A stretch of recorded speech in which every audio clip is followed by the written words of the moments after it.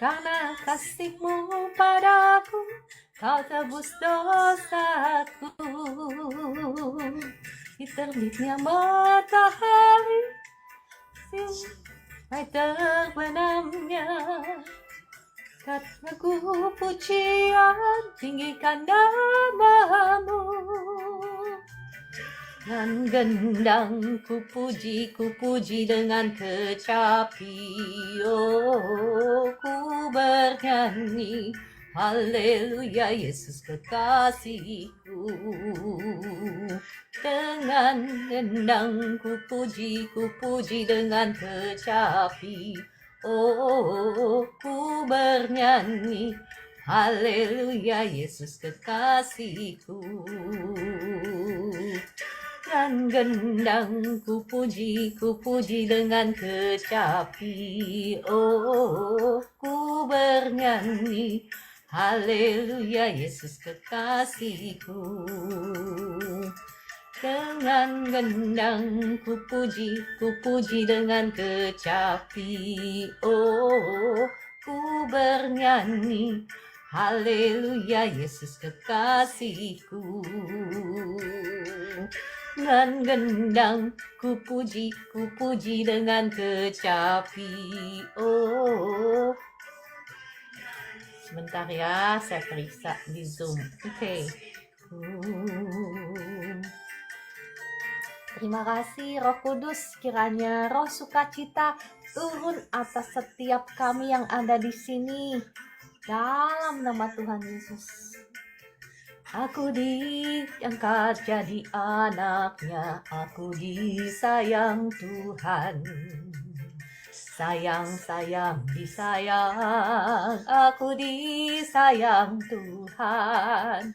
Aku diangkat jadi anaknya, aku disayang Tuhan.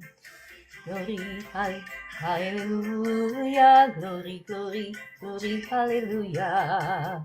Glory, glory, glory, haleluya. Glory, glory, glory, puji Tuhan. Sayang, disayang, aku disayang Tuhan. Aku diangkat jadi anaknya, aku disayang Tuhan. Sayang, disayang, aku disayang Tuhan. Aku diangkat jadi anaknya, aku disayang Tuhan. Glory, glory, haleluya. Glory, glory, glory, puji Tuhan. Glory, glory, glory, haleluya. Glory, glory, glory, puji Tuhan. Ada sukacita Bapak Ibu hari ini. Ya, saya percaya sukacitanya nular ya. Sukacita oleh karena Tuhan mengasihi kita.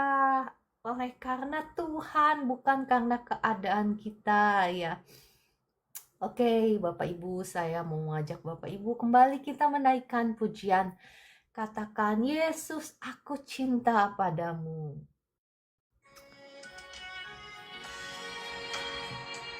Ya, Yesus juru mudi kita. Apapun keadaan kita mau memuji Tuhan.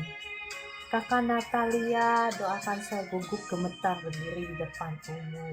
Ya, kita mau belajar fokus kita kepada Tuhan. Ketika kita memfokuskan diri kita kepada Tuhan, maka ya kita nggak akan gugup. Ya, semoga menolong ya Kakak Natalia. Yesus, aku cinta padamu.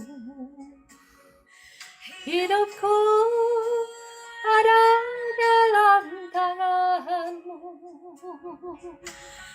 Saat ku berdoa, ku selalu bercinta. Kau menjawab doaku.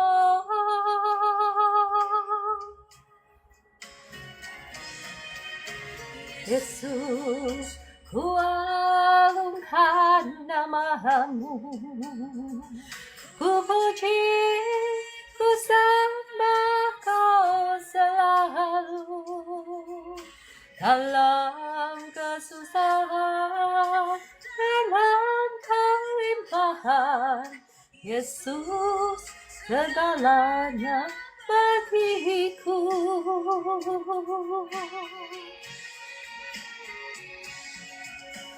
Badai dan gelombang menerpa kapalku, Yesus Engkau juru mudiku.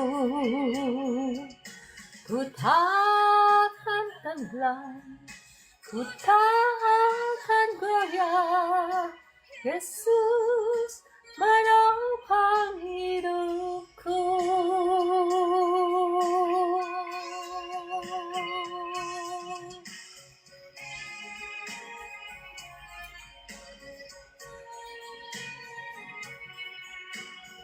Terima kasih Tuhan Yesus, Engkaulah kekasih hati kami, kekasih jiwa kami, yang terbaik dalam hidup kami.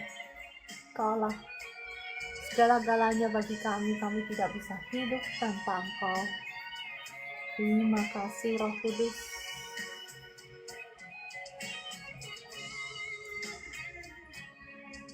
Yesus, agungkan nama-Mu, ku puji, ku sembah Kau selalu.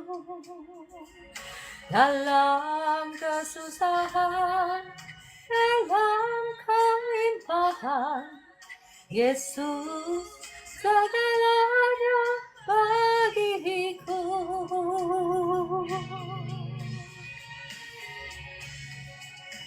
Badai dan gelombang menerpa kapalku, Yesus Engkau juru mudiku.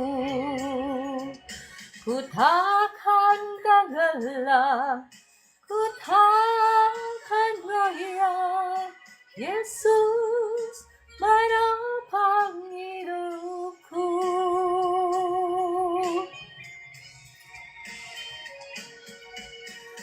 Badai dan gelombang menerpa kapalku, Yesus Engkau juru mudiku. Ku takkan tenggelam, ku takkan goyah, Yesus menopang hidupku. Menopang hidupku.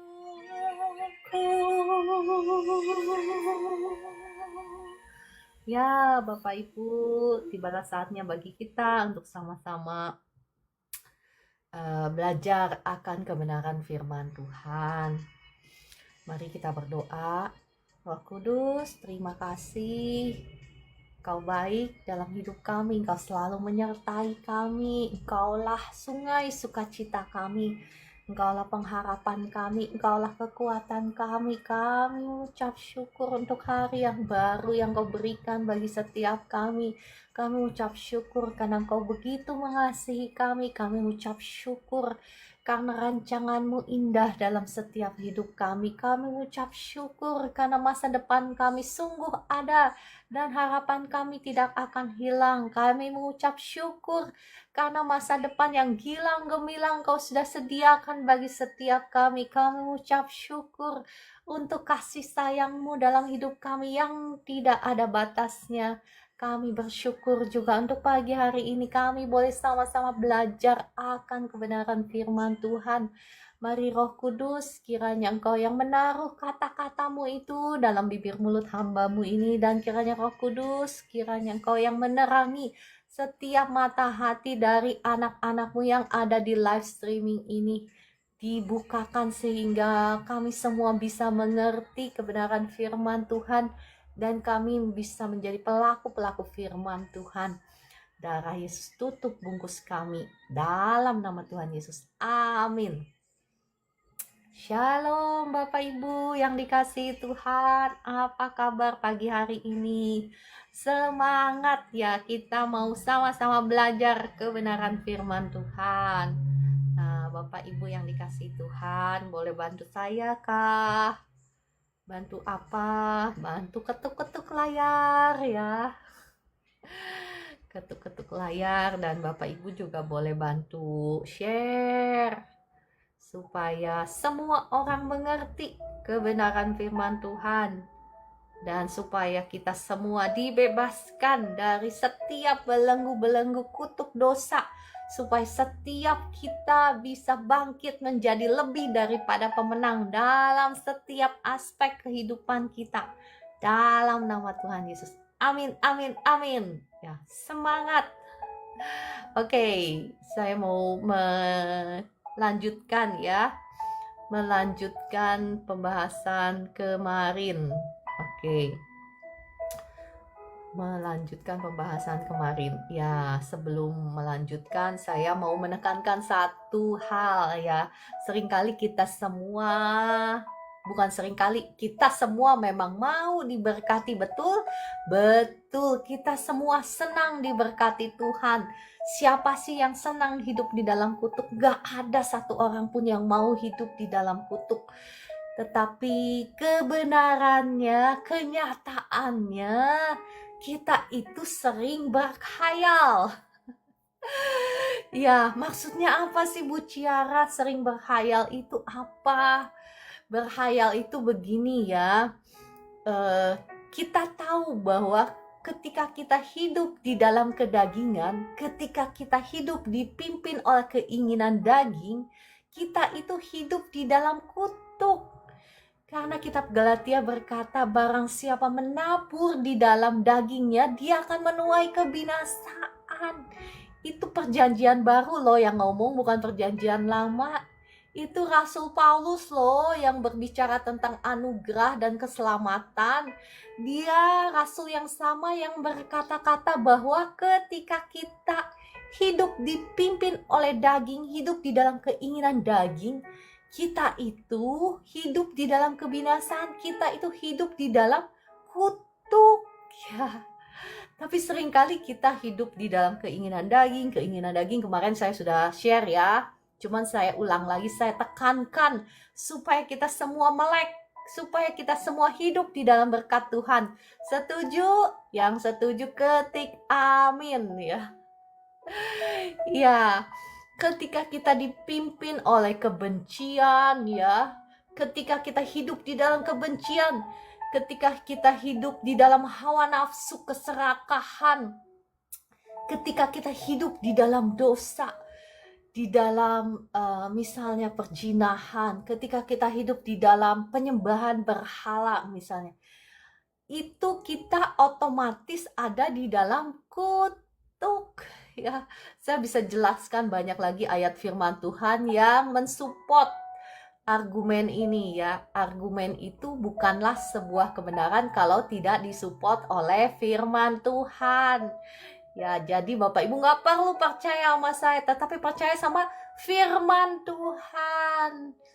Ya, jadi apa kata firman Tuhan? Janganlah sesat, Allah itu tidak bisa dipermainkan. Barang siapa menabur dalam dagingnya, maka dia akan menuai kebinasaan.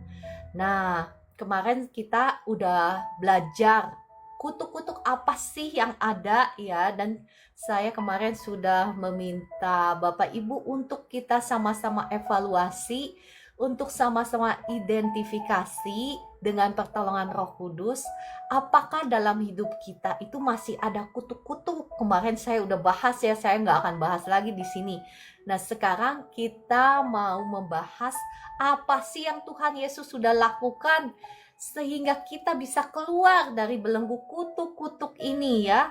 Kemarin secara sepintas saya sudah jelaskan ada kutuk apa? Kutuk ekonomi ya, kutuk langit tembaga, kutuk kegagalan, kutuk apa lagi? Kutuk sakit penyakit penderitaan ya. Terus kutuk apa lagi? Ayo yang ingat ketik di komentar, jadi saya tahu ya apakah Bapak Ibu ingat atau enggak ya. Ya, terima kasih Kakak Hestina. Kutuk hutang pihutang ya. Itu semuanya kutuk. Nah, apa bedanya sih yang termasuk kutuk sama yang bukan kutuk. Kan ada orang yang suka nanya ya, ya kalau kutuk itu ya misalnya terus menerus lama gitu, susah keluarnya. Kalau yang bukan kutuk ya sesekali bisa kan, orang gagal jatuh sesekali bisa bisa aja. Tetapi yang terus menerus itu biasanya kutuk ya. Kutuk penghasilan, ya betul Kakak Estina. Terima kasih. Nah sekarang kita mau lanjut. Apa yang Tuhan Yesus lakukan?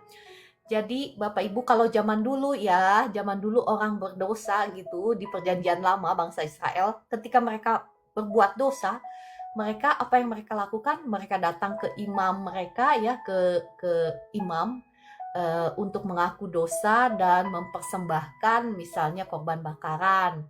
Ya, entah itu lembu, kambing, entah itu apa namanya burung ya. Kalau yang nggak punya duit ya burung gitu.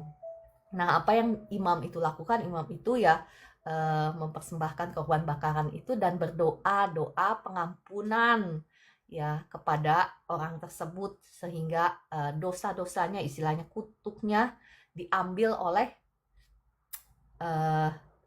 ditanggung oleh nyawa yang tidak berdosa itu, misalnya nyawa binatang dan lain sebagainya ya. Tetapi itu kan nggak sempurna. Yang sempurna Tuhan sudah memberikan, ya Allah kita sudah memberikan anaknya sendiri yang tunggal untuk mati di atas kayu salib.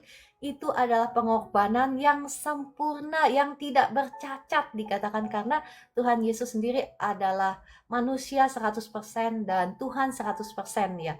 Dan dia tidak berdosa. Dan dia menyerahkan dirinya di atas kayu salib menanggung dosa-dosa kita.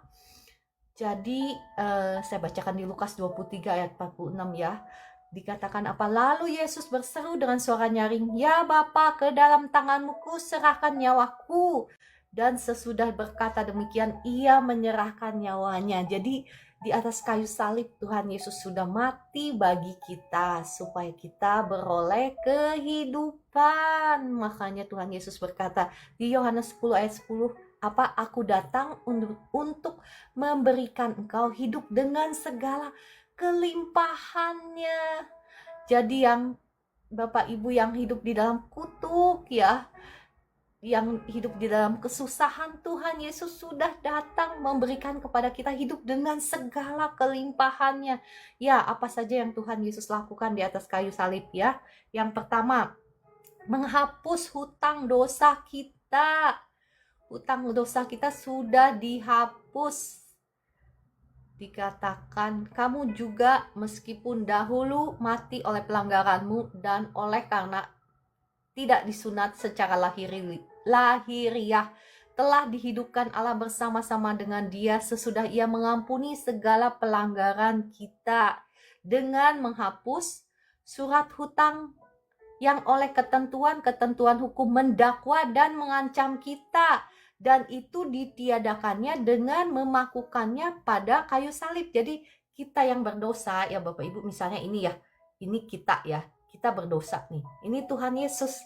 Nah, dosanya waktu di kayu salib itu, dosanya ditimpakan semua kepada Tuhan Yesus. Jadi Tuhan Yesus yang tidak berdosa, yang tidak bercela. Jadi Tuhan Yesus yang menanggung segala dosa kita. Jadi kita bisa bebas nih. Tangan saya ya saya buka seperti ini.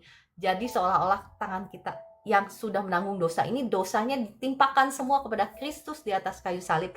Sehingga kita bebas dari dosa kita. Nah Bapak Ibu, siapapun Anda, kalau sekarang ya Anda mau sungguh-sungguh datang kepada Tuhan, bertobat, menerima Tuhan Yesus sebagai Tuhan dan Juru Selamatmu, maka ya engkau benar-benar bertobat dari dosa-dosamu, mengakui dosa-dosamu, maka itu yang Tuhan Yesus lakukan. Tuhan Yesus mengambil dosamu, ya mengambil semua dosamu dan membebaskan engkau. Jadi engkau jangan merasa lagi terhakimi, karena Tuhan Yesus sudah mengambil seluruh dosamu ya. Kalau engkau sungguh-sungguh mau bertobat, ya dia sudah menghapuskan seluruh surat hutang kita. Nah yang kedua apa? Tuhan sudah mendamaikan kita dengan Allah. Karena ketika kita hidup di dalam dosa, kita hidup dipimpin oleh keinginan daging, firman Tuhan katakan apa? Kita ini menjadikan diri kita sebagai musuh Allah, seterunya Allah. Ya, tetapi ketika kita datang kepada Tuhan, kita mau sungguh-sungguh bertobat, kita meninggalkan jalan kita yang salah, maka apa yang Tuhan berikan? Tuhan memperdamaikan kita dengan Allah Bapa. Jadi diperdamaikan kembali. Bahkan bukan hanya saja diperdamaikan ya, kita ini memang sudah diangkat jadi anak-anaknya. Ya, saya bacakan ya dari ayatnya yang tadi saya sebutkan itu, yang tadi saya ceritakan itu ya. Saya bacakan ayatnya di 2 Korintus 5 ayat 8 ayat 21, mohon maaf ya. Dia yang tidak mengenal dosa telah dibuatnya menjadi dosa karena kita, supaya dalam Dia kita dibenarkan oleh Allah. Jadi bukan hanya saja dosa kita diambil oleh Tuhan ya. Misalnya seumpamanya apa ya? Seumpamanya ini deh, ini dosa kita ya. Jadi dosa kita diambil sama Tuhan ya, dan diberikan misalnya ini ya. Ini misalnya kebenaran. Nah, ini kebenarannya Tuhan Yesus ya. Ini kita. Nah, kebenarannya Tuhan Yesus yang putih, bersih, suci, tak bercacat ini dikasih kepada kita. Nah, kita yang tadinya ya tidak maksudnya yang tadinya tidak berpakaian nih, dipakaikan dengan pakaian kesucian, kebenaran Tuhan ya. Bapak Ibu paham kan sampai di sini apa yang saya jelaskan ya? Saya percaya paham sampai di sini. Jadi siapapun engkau, ketika engkau datang kepada Tuhan ya, mungkin engkau sudah jadi anak-anak Tuhan, tetapi engkau masih hidup di dalam kedagingan. Ya, tetapi ketika engkau datang kepada Tuhan, engkau sungguh-sungguh minta ampun, engkau meninggalkan jalanmu yang lama, engkau tidak usah merasa lagi terhakimi. Karena itulah yang Tuhan Yesus lakukan di atas kayu salib. Terima kasih Bu Eli untuk komentarnya, untuk responnya ya Kak Pimping. Jadi saya tahu bahwa apa yang saya katakan itu nyambung. Oke, dan Kakak Abbas dan semuanya. Ya, oke, saya mau lanjut ya. Apalagi sih yang Tuhan Yesus lakukan di atas kayu salib? Ya, ada banyak, cuman saya nggak bahas semuanya ya. Kalau bahas semuanya nggak cukup lagi, nanti lanjut lagi besok. Ya, nanti kita tidak beralih ke topik-topik yang lain. Oke. Ya, sebetulnya kita diberikan anugerah untuk bisa berkuasa. Saya mau baca ya di Roma 5 ayat 17. Jika oleh dosa satu orang maut telah berkuasa oleh satu orang itu, maka dikatakan apa? Lebih benar lagi mereka yang telah menerima kelimpahan kasih karunia dan anugerah kebenaran akan hidup dan berkuasa oleh karena satu orang itu, yaitu Yesus Kristus. Ya, apa sih makna dari firman Tuhan ini? Ya, selain kita sudah, tadi kan kita sudah diberikan anugerah kebenaran kan. Nah, anugerah kebenaran ini yang memampukan kita untuk bisa berjalan di dalam kebenaran, Bapak Ibu. Ya, bukan hanya saja, kebanyakan kita ini orang Kristen itu ya cuman yang dikasih tahu mungkin ya. Yang dikasih taunya kita sudah dibenarkan. Hore, kita sudah dibenarkan. Betul kan? Selama ini kan kita ya taunya cuman begitu. Ya mungkin ya enggak ya. Mungkin cuman saya taunya cuman begitu ya. Saya percaya Bapak Ibu udah dahsyat. Ya udah luar biasa. Tapi kebanyakan kita taunya cuman sampai di sini aja. Tetapi sesungguhnya kita ini sudah diberikan kuasa. Bukan hanya saja ya sudah menerima hadiah kebenaran, tetapi untuk berjalan di dalam kebenaran. Karena selama engkau belum berjalan di dalam kebenaran, engkau tidak punya kuasa atas hidupmu. Kalau engkau tidak punya kuasa atas hidupmu, bagaimana mungkin engkau bisa berkuasa atas yang lain ya? Bagaimana mungkin Tuhan bisa memberikan engkau kepercayaan untuk berkuasa, untuk istilahnya berkuasa eh, secara roh ya. Kalau engkau gak punya kuasa secara roh, engkau juga tidak akan bisa berkuasa secara jasmani. Ya, nangkep sampai di sini ya. Maksudnya apa sih bicara berkuasa secara roh?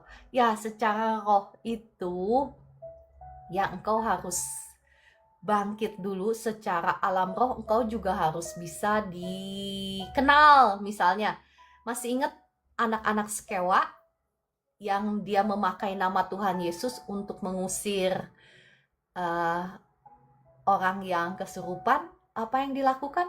Karena karena mereka itu tidak dikenal di alam roh. Siapa sih mereka? Jadi ketika mereka mengusir setan, apa yang terjadi? Mereka yang dipermalukan, betul? Nah, seperti itu Bapak Ibu maksudnya.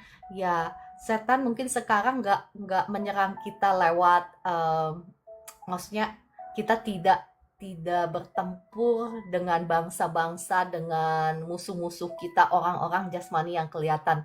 Tetapi dengan kuasa-kuasa yang gak kelihatan ini, bagaimana mungkin kita bisa berkuasa ya atas roh-roh jahat di udara kalau kita sendiri masih tunduk dalam penjajahannya kuasa-kuasa gelap ya. Selama kita masih berjalan di dalam daging, kita masih tunduk kepada setan, kepada iblis. Kita nggak akan mungkin bisa hidup berkuasa. Jadi kuncinya di sini Bapak Ibu, kalau kita mau hidup berkuasa ya, menerima apa yang Tuhan Yesus sudah berikan kepada kita, kita terlebih dahulu harus mau berjalan di dalam kebenaran. Ya, yang paham ketik amin. Jadi saya tahu ya, saya nggak ngomong sama diri saya sendiri. Ini pewahyuan yang Roh Kudus baru kasih ya. Oke. Ya, puji Tuhan, nyambung semua ya. Terima kasih Tuhan Yesus, terima kasih Roh Kudus, Engkau sudah memberikan pengertian kepada anak-anakmu ini ya. Bagaimana mungkin kau bisa berkuasa atas sakit penyakitmu kalau engkau masih ada dalam penjajahan si musuh? Paham kan maksud saya?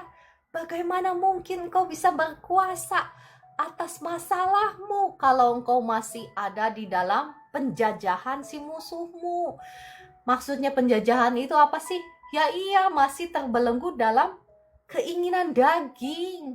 Dalam keinginan daging misalnya terus-menerus marah ya, terus-menerus benci, terus-menerus dijajah oleh hawa nafsu, diperbudak oleh hawa nafsu. Ya, itu maksudnya. Oke, kita lanjut. Yang ketiga apa? Menanggung kutuk dosa kita. Karena di kitab Galatia 3 itu ya dikatakan, Galatia 3 ayat 13, saya mau membacakan kepada Bapak Ibu. Kristus telah menebus kita dari kutuk hukum Taurat dengan jalan menjadi kutuk karena kita. Sebab ada tertulis, terkutuklah orang yang digantung pada kayu salib itu. Jadi kita yang harusnya menanggung semua kutuk yang kemarin saya sebutkan itu loh, ya. Tapi apa yang Tuhan Yesus lakukan di atas kayu salib? Tuhan Yesus menanggung semua kutuk kita. Makanya ketika Tuhan Yesus di atas kayu salib, dia berkata, sudah selesai. Sudah selesai, dia sudah menanggung semua kutuk dosa kita, kutuk sakit penyakit kita, kutuk kegagalan kita, kutuk hutang pihutang kita, kutuk masa depan kita. Semuanya sudah ditanggung oleh Kristus di atas kayu salib. Ya. Nah, yang masalahnya kebanyakan kita ya orang percaya, kita tahu bahwa Tuhan Yesus sudah melakukan semuanya itu di atas kayu salib. Tetapi apa yang kita lakukan? Saking semangatnya ya ngomongnya, kecepatan sampai keseleo. Ya, jadi Seringkali apa yang kita lakukan walaupun kita sudah tahu Tuhan Yesus sudah melakukannya di atas kayu salib, tapi seringkali kita masih datang sama Tuhan Yesus, kita masih nyalahin Tuhan lagi. Ada kan yang begitu? Ada, saya perhatikan masih nyalahin Tuhan. Tuhan, kenapa hidup saya kok begini menderita? Masih nyalahin Tuhan. Padahal Tuhan Yesus sudah melakukan semuanya di atas kayu salib. Kitanya anak-anak Tuhan yang gak ngerti. Ya kan? Kita yang gak ngerti masih nyalahin Tuhan lagi. Oke, kita mau sama-sama belajar supaya kita nggak begitu. Supaya kita bisa mengalami kemenangan demi kemenangan demi kemenangan dalam setiap aspek kehidupan kita. Ya, oke, kita lanjut. Ya, saya mau membacakan dari Galatia 3 ayat 14 ya. Galatia 3 ayat 14. Ini adalah pekerjaan Tuhan Yesus di atas kayu salib yang membalikkan semua kutuk-kutuk kita ya. Ya, saya mau bacakan dulu dari Galatia 3 ayat 14. Dikatakan apa? Yesus Kristus telah membuat ini supaya di dalam Dia berkat Abraham sampai kepada bangsa-bangsa lain. Sehingga oleh iman kita menerima roh yang telah dijanjikan itu. Jadi Bapak Ibu, oleh karena apa yang Kristus lakukan di atas kayu salib, tadinya yang semua kutuk-kutuk itu ya, sekarang apa? Terjadi pembalikan keadaan. Jadi kita bukan lagi anak-anak Tuhan yang dikutuk, tetapi anak-anak Tuhan yang menerima berkat Tuhan. Bahkan seharusnya berkat Tuhan itu kita wariskan kepada anak cucu kita, diwariskan kembali. Ya, kita menjadi penerus dari berkat-berkat Tuhan yang Tuhan berikan yang lewat Kristus itu. Perhatikan di sini, sehingga oleh iman kita menerima roh yang telah dijanjikan itu. Jadi segala sesuatu yang baik sebetulnya kita dapatkan ketika kita datang kepada Tuhan Yesus, kita mengaku Tuhan Yesus sebagai Tuhan dan Juru Selamat kita. Rohnya itu diberikan kepada kita, Roh Kudusnya itu masuk dalam hidup kita, dan segala sesuatu yang baik itu datangnya dari Allah, dari Roh Kudus. Perhatikan Bapak Ibu bagaimana konsistennya firman Tuhan itu.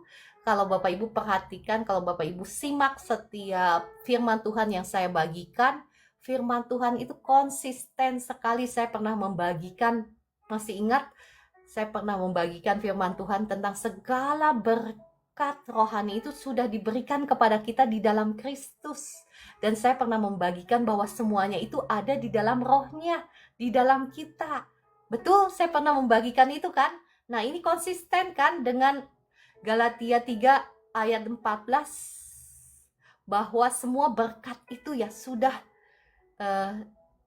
saya bacakan kembali ya. Yesus Kristus telah membuat ini supaya di dalam Dia berkat Abraham sampai kepada bangsa-bangsa lain, sehingga oleh iman kita menerima roh yang telah dijanjikan itu. Jadi segala sesuatu yang baik, berkat itu sudah diberikan kepada kita lewat rohnya. Dan saya pernah ngomong bahwa kita tidak akan pernah bisa mengakses semua berkat Tuhan itu kalau kita tidak mau mengizinkan tubuh, jiwa, roh kita, jiwa kita dulu. Jiwa itu apa? Kehendak, emosi, perasaan, pikiran kita ditundukkan pada pimpinan roh. Ya, roh itu yang harus, Roh Kudus yang harus berkuasa atas hidup kita, yang harus menguasai kita sehingga kita bisa mengakses semua berkat Tuhan. Ya, perhatikan betapa konsistennya firman Tuhan itu. Ya kan, yang setuju ketik amin. Ya, Bu Evi, Kakak Estina, terima kasih ya. Luar biasa kan, Tuhan itu dahsyat. Ya. Oke, saya membacakan dari Efesus 1 ayat 3. Yang tadi yang saya bicarakan itu ayatnya di Efesus 1 ayat 3 ya. Kalau Bapak Ibu mungkin belum pernah dengar atau baru pertama kali dengar, boleh ya Saya bacakan. Terpujilah Allah dan Bapa Tuhan kita Yesus Kristus, yang dalam Kristus telah mengaruniakan kepada kita segala berkat rohani di dalam sorga. Nah, mungkin Bapak Ibu yang bertanya-tanya, kenapa kok kan Tuhan Yesus sudah mati di kayu salib, katanya kita sudah menerima berkat Tuhan, kita bukan lagi dikutuk. Tetapi kenapa saya belum melihat berkat itu terjadi dalam hidup saya? Ada yang bertanya seperti itu? Ya, saya jawab Saya jawab itu barusan yang tadi saya jelaskan itu. Karena kita belum sungguh-sungguh. Ya, terima kasih untuk kejujurannya Bu Evi ya. Saya pikir saya cuman berbicara pada diri saya sendiri.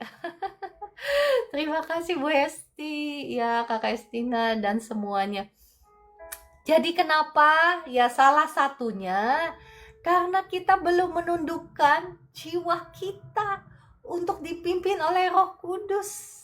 Sehingga kita ketika kita menundukkan jiwa kita itu, kita bisa mengakses semua berkat-berkat rohani itu, bisa kita alami ketika Roh Kudus yang memimpin kehidupan kita.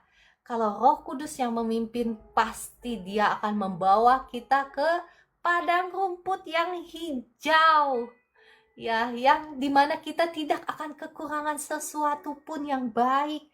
Ya itu ya jawabannya Bapak Ibu ya. Oke, nanti saya akan jelaskan lagi bagaimana caranya supaya kita bisa memberlakukan kemenangan Kristus di atas kayu salib ya.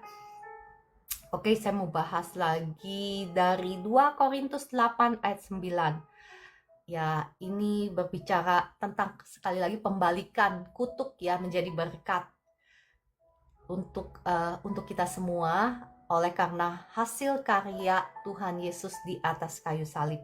2 Korintus 8 ayat 9 berkata seperti ini. Karena kamu telah mengenal kasih karunia Tuhan kita Yesus Kristus, bahwa Ia yang oleh karena kamu menjadi miskin sekalipun Ia kaya, supaya kamu menjadi kaya oleh karena kemiskinannya.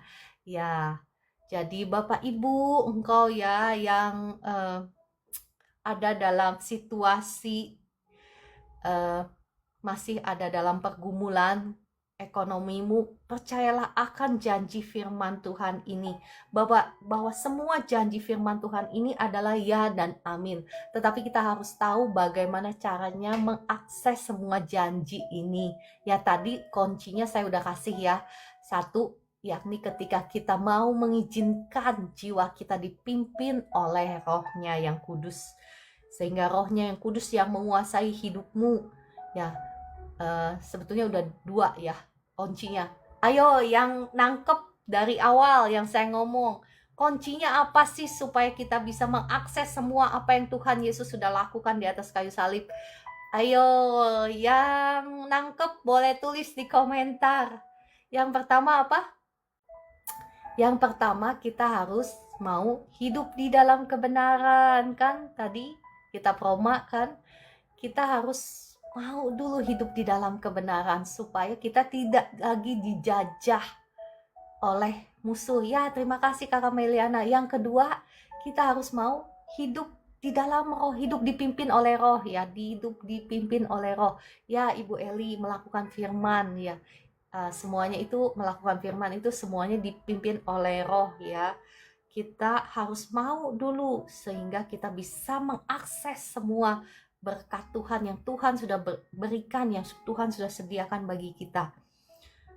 Ya, dan satu lagi yang penting yang saya mau highlight ya.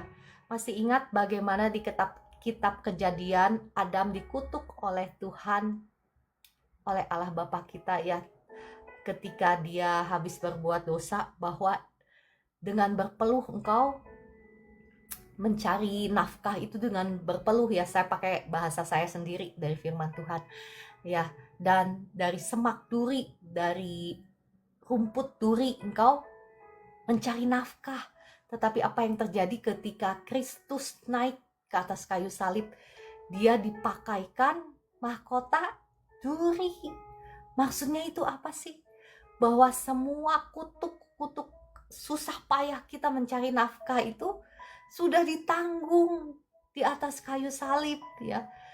Jadi Tuhan sudah menanggungnya bagi kita. Kita tidak seharusnya nyari nafkah dengan susah payah seperti itu, karena Kristus sudah menanggung kutuknya di atas kayu salib. Matius 27 ayat 29 berkata, mereka menganyam sebuah mahkota duri dan menaruhnya di atas kepalanya, lalu memberikan dia sebatang buluh di tangan kanannya. Oke, saya tidak akan membahas lebih panjang ya, karena waktu sudah 7.44 di tempat saya. Oke, kita lanjut. Apalagi sih yang Tuhan Yesus lakukan di atas kayu salib? Ia sudah menanggung sakit penyakit kita dan kelemahan kita. Saya ngebut ya, sudah pukul 7.44. Sebetulnya masih banyak sekali yang Tuhan lakukan di atas kayu salib. Ya mudah-mudahan keburu. Kayaknya nggak keburu deh. Oke, saya skip ya. Skip. Oh, Matius berapa?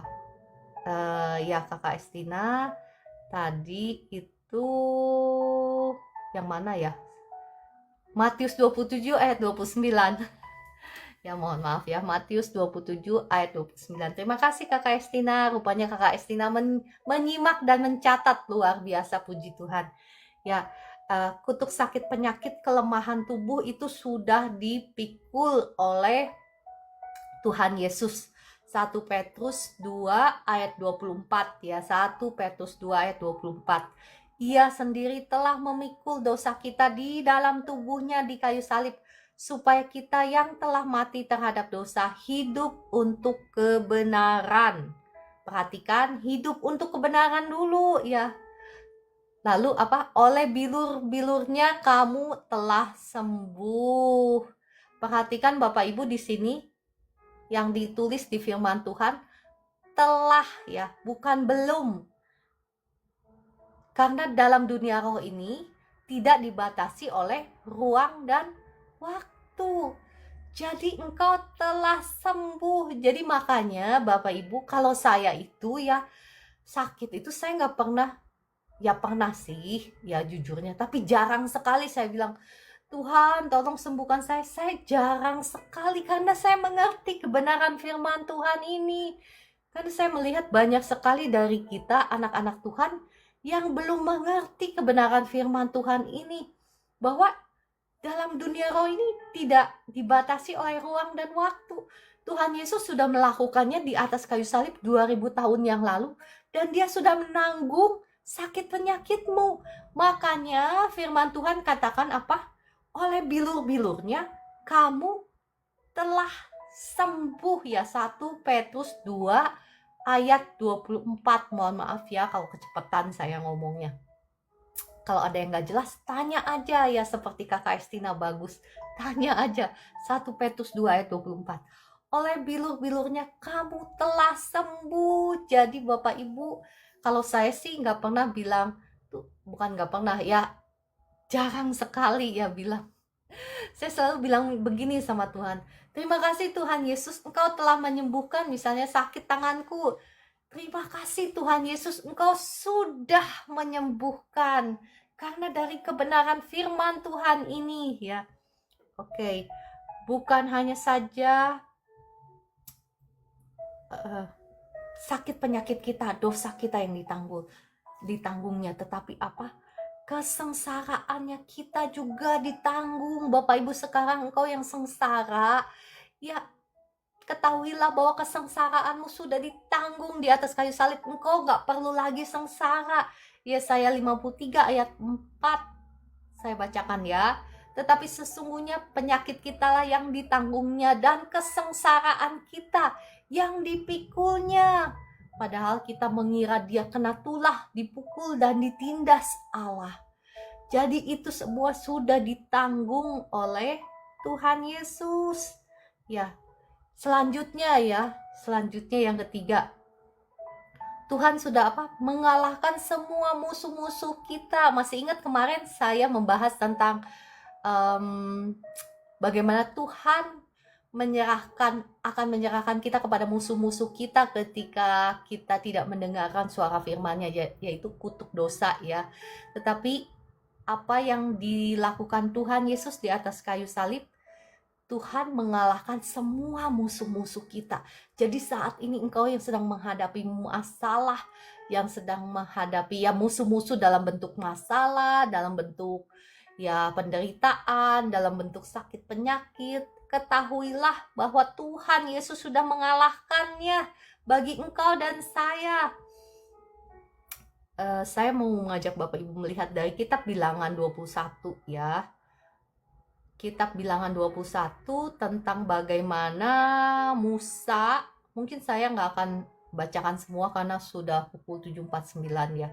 Tetapi saya mau mengajak Bapak Ibu melihat bagaimana Musa disuruh sama Tuhan membuat salib yang ada ularnya, itu masih ingat? Nah, waktu itu bangsa Israel kena tulah ya, karena mereka itu komplain, karena mereka itu ngeluh di padang gurun sama Tuhan. Jadi apa yang terjadi karena mereka mengeluh, karena mereka berdosa kepada Tuhan, ya Bilangan 21 ayat 7 sampai 9, tapi mungkin saya nggak akan bacakan karena waktu ya. Bilangan 21 ayat 7 sampai 9, cuman saya nggak akan bacakan. Ya. Jadi Tuhan menyuruh Musa membuat salib itu dengan ada ularnya ya. Jadi setiap orang yang melihat, setiap orang yang sakit itu melihat salib itu, maka mereka akan sembuh. Ya, sebetulnya itu salib itu adalah lambang ya, bahwa walaupun sebetulnya Tuhan Yesus yang tersalib ya di atas kayu salib, tetapi sesungguhnya itu adalah simbol bahwa Tuhan Yesus sudah mengalahkan si ular ya. Si ular itulah sebetulnya yang disalibkan. Dia sudah maksudnya sudah dikalahkan di atas kayu salib. Ya, jadi ketika apapun sekarang masalahmu, apapun problemamu ya sekarang, apapun yang menjajah hidupmu, ketahuilah bahwa Tuhan Yesus sudah mengalahkannya di atas kayu salib. Jadi engkau harus memandang kepada salib itu sama seperti orang Israel yang ketika mereka yang dipagut ular itu ya, mereka harus memandang salib itu sehingga mereka sembuh.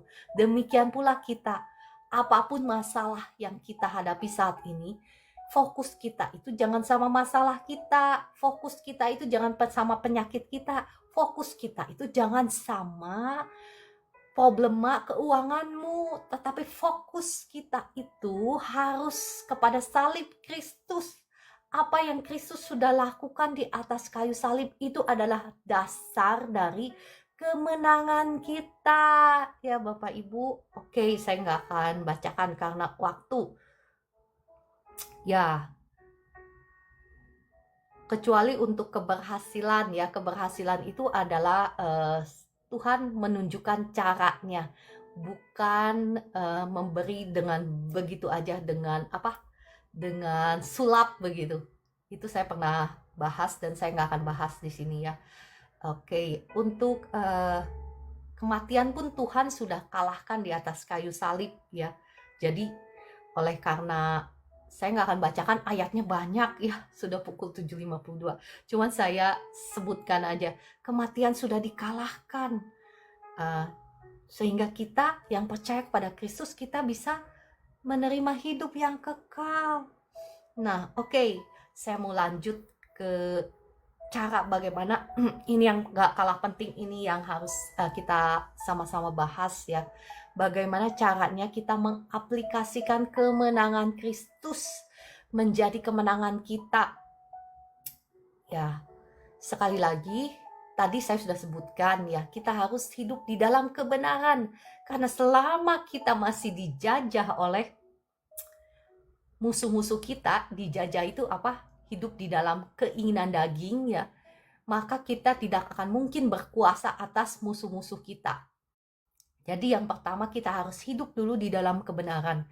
Ya, yang kedua, ya kita harus hidup dipimpin oleh Roh. dipimpin oleh roh itu apa sih? Ya dipimpin oleh firman Tuhan, tadi kata Bu Eli ya, dipimpin oleh ya buah-buah roh ya, kasih, sukacita, damai, sejahtera, kelemah lembutan, itu semua ya kita harus mau dipimpin oleh firman, dipimpin oleh roh ya. Oke.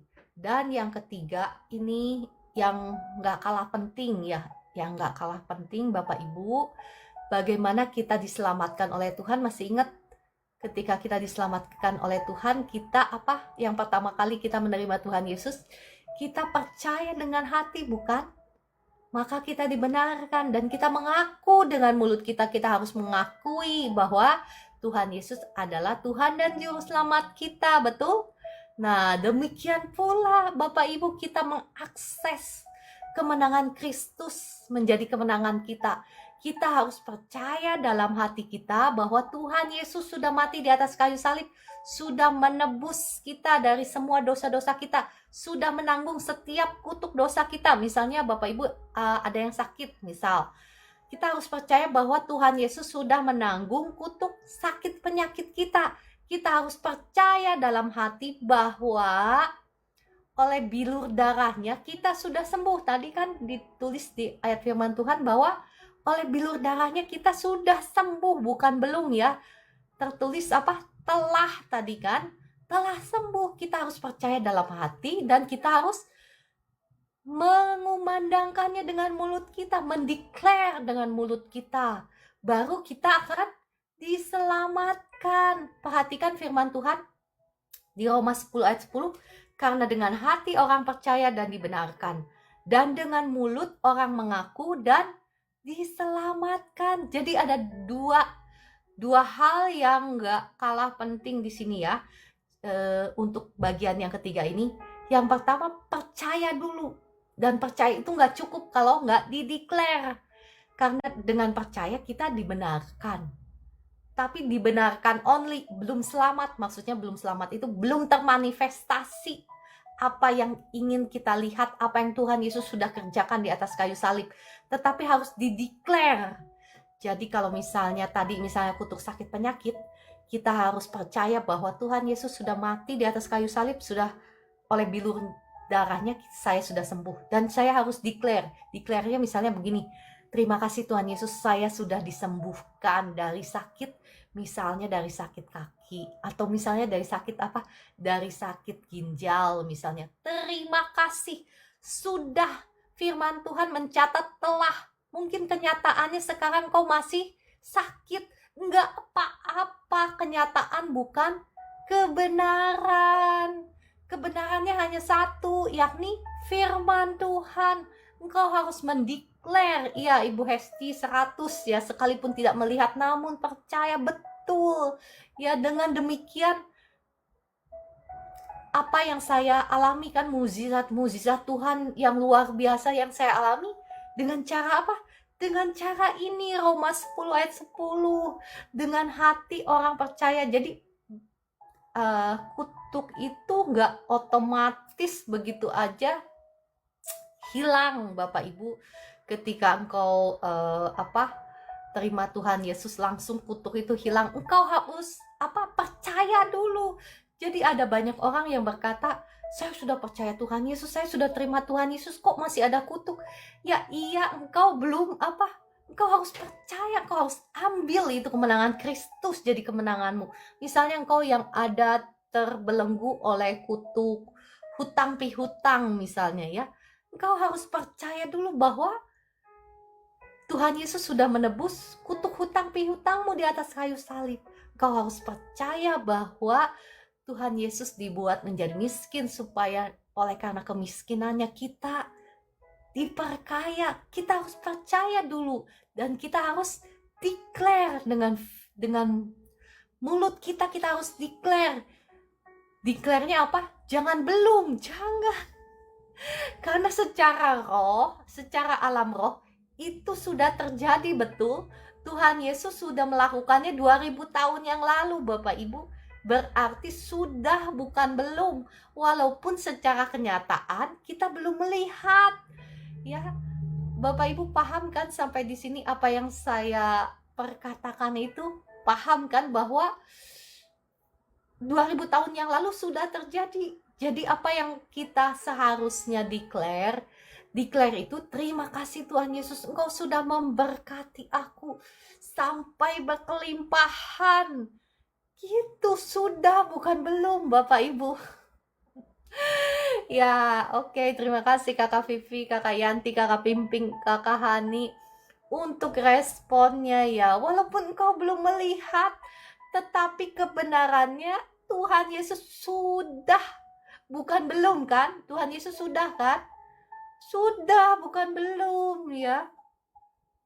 Kita harus rajin mendeklar firman Tuhan. Karena firman Tuhan katakan manusia hidup bukan hanya dari roti saja. Roti itu apa sih? Maksudnya roti itu lambang yang jasmani. Tetapi dari setiap firman yang keluar dari mulut Allah, ya itu nggak kalah penting bagi kita. Oke, sebetulnya masih banyak firman Tuhan yang mau saya bahas, tetapi waktunya sudah cukup, saya rasa ya udah kepanjangan. Tapi saya percaya apa yang saya sampaikan ini pasti sudah memberkati Bapak Ibu semua dan menolong Bapak Ibu semua yang ada di live room ini mengalami kemenangan demi kemenangan dalam setiap aspek kehidupanmu ya, dalam kehidupan keuanganmu, dalam kehidupan kesehatanmu, dalam masa depanmu. Engkau harus rajin-rajin ya, rajin-rajin apa? Percaya, menarik ya, menarik apa yang Tuhan Yesus sudah lakukan, menarik jadi kemenanganmu. Oke, kalau begitu ya saya akan tutup renungan firman Tuhan ini. Mari kita berdoa. Roh Kudus, terima kasih Engkau yang sudah menolong, Engkau yang sudah berbicara lewat hambamu ini. Saat ini hambamu berdoa, terima kasih juga Engkau yang sudah memberikan pengertian kepada setiap anak-anakmu yang ada di live streaming ini. Terima kasih Roh Kudus. Kiranya Engkau yang menolong, terus Engkau yang berkata-kata kepada setiap anak-anakmu yang ada di live streaming ini. Engkau yang mengingatkan mereka supaya mereka bisa hidup di dalam kebenaran, supaya mereka bisa hidup dipimpin oleh Roh, dipimpin oleh firman-Mu, menjadi pelaku-pelaku firman-Mu, supaya mereka juga bisa percaya dan mendeklar apa semua yang Engkau sudah kerjakan di atas kayu salib, sehingga mereka semua mengalami kemenangan dalam setiap aspek kehidupan mereka. Mereka bukan hanya saja mengalami kemenangan, tetapi dibawa dari kemuliaan menuju kemuliaan demi nama Tuhan Yesus. Terima kasih Roh Kudus, terima kasih Tuhan Yesus. Saat ini hamba-Mu berdoa untuk anak-anak-Mu yang saat ini sedang sakit.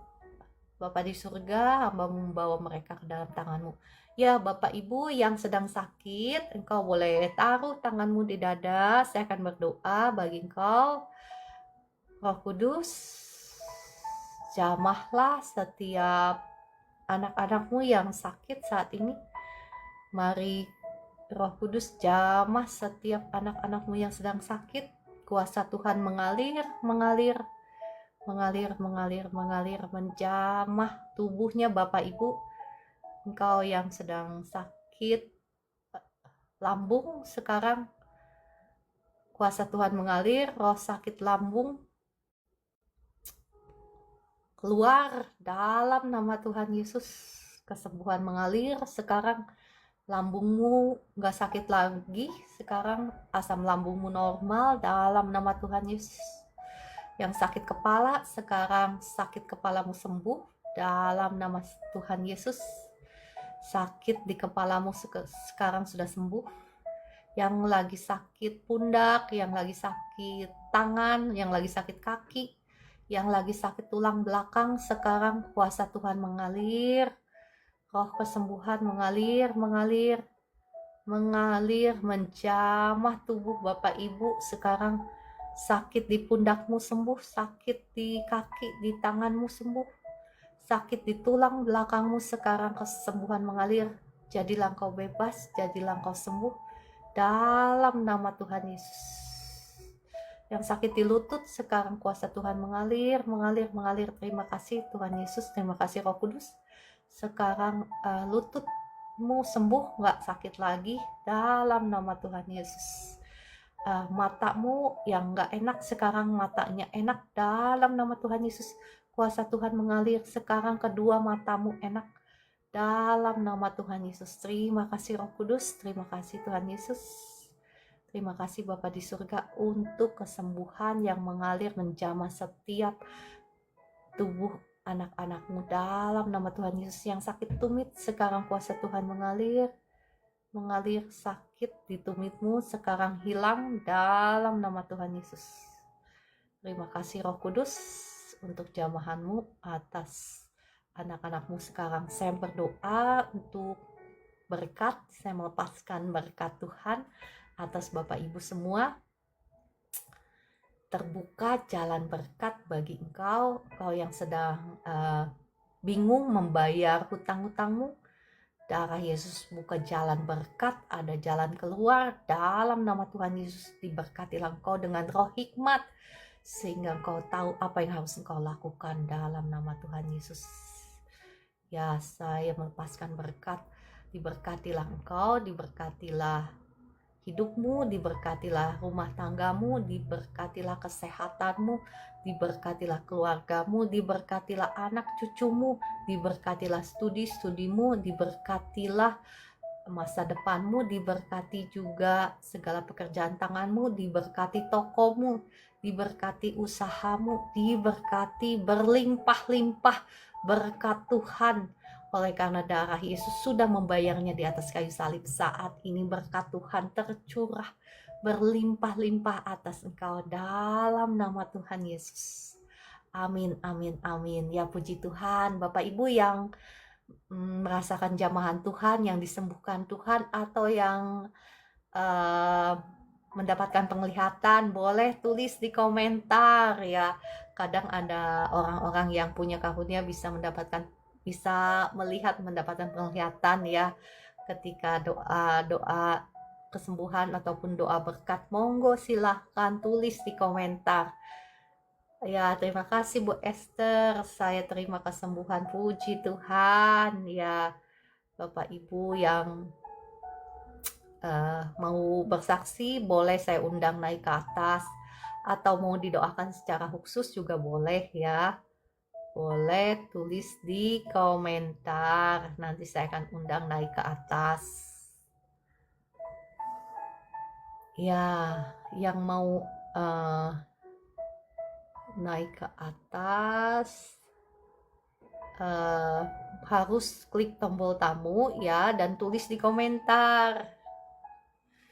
Kalau yang mau naik ke atas boleh tulis di komentar. Terima kasih Kakak Orlando, saya juga sudah sembuh ya, puji Tuhan. Terima kasih Kakak Estina untuk komentarnya, dan selamat untuk rumah barunya. Saya turut bersuka cita, puji Tuhan. Tuhan itu dahsyat, Tuhan itu setia. Tuhan tidak pernah membiarkan sekali-kali orang-orang yang terus-menerus berharap kepada Tuhan. Ya, saya mau mengajak Bapak Ibu kembali kita menaikkan pujian Yesus Juru Mudiku. Ya, saya percaya pujian ini sudah memberkati kita semua ya. Yesus Juru Mudi kita. Kita mau jatuh cinta terus kepada Tuhan, karena Dia adalah sumber daripada sukacita kita, sumber daripada damai sejahtera kita. Jangan jadikan dunia ini kecintaanmu ya.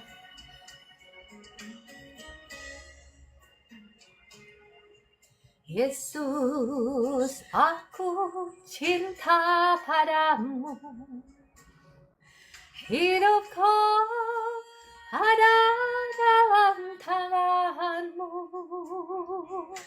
Ku selalu berdoa, ku selalu meminta, Engkau menjawab doaku.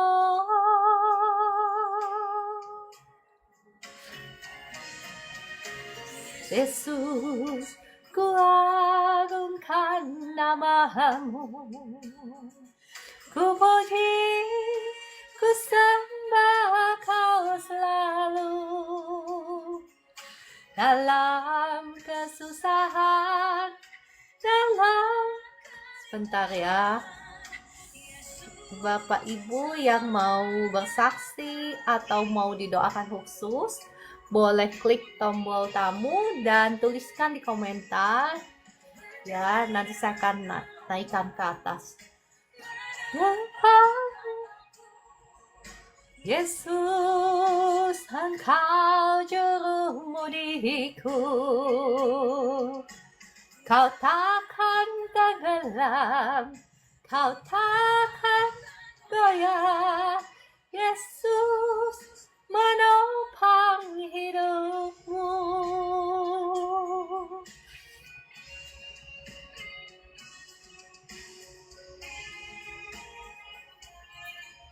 Ya, shalom Kakak Emaro, Kakak Pimping. Tadi ada yang mau naik ke atas. Kakak Litvin, apakah mau didoakan atau mau bersaksi? Boleh tulis di komentar. Ya, Kakak Heni, apa kabar ya? Kakak Yolanda, terima kasih sudah tap-tap layar. Kakak Petrus, terima kasih sudah mampir.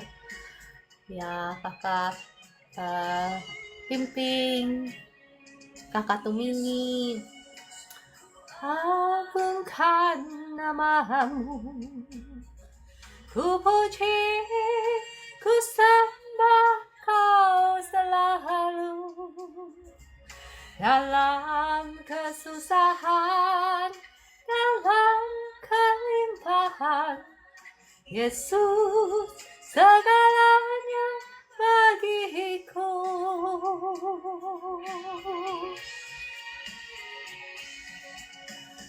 Dan gelombang menerpa kapalku, Yesus Engkau juru mudiku,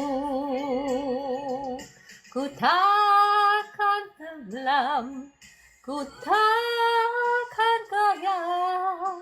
Yesus menopang hidupku.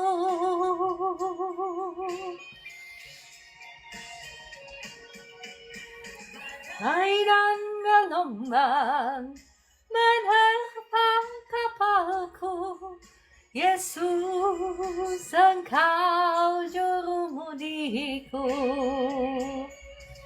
ku takkan tenggelam, ku takkan goyah.